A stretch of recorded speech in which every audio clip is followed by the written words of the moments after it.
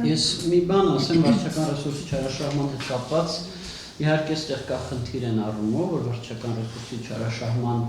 քննության մասով իրավապահների մոտիվացիան այդքան բարձր չի լինում, որովհետև վարչական ռեսուրսը չարաշահում են իշխանությունները, որոնք փոխկապակցված են իրավապահների հետ,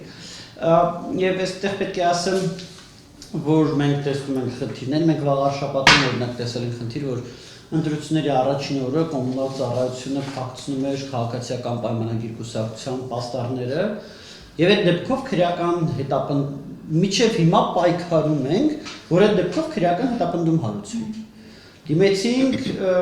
ուրեմն իրավապահներին, ստացանք քննիչի մերժումը, հետո ստացանք դատախազի մերժումը, հետո բողոքարկեցինք դատարան։ Դատարանը բավարարեց եւ հետո դատախազությունը դա բողոքարկեց վերաքննիչ դատարան։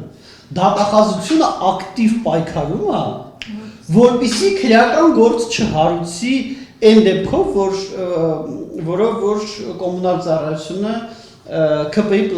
պաստառներն էր փակցրել, հա, այսինքն համայնքի հաշվին էին փակցում պաստառները։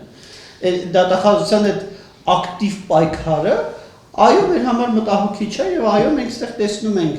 այն, որ եւ ինքներս մեզ հարց ենք տալիս, թերևս երևի իմանալով այդ հարցի պատասխանը, արդյոք եթե նույն արարքը հարացանները ոչ թե իշխանության կողմից, այլ ընդդիմության կողմից, արդյոք դատախազությունը եռանդով կպայքարեր, որ քրեական գործ անգամ քրեական վարույթ անգամ չնախաձեռնվի։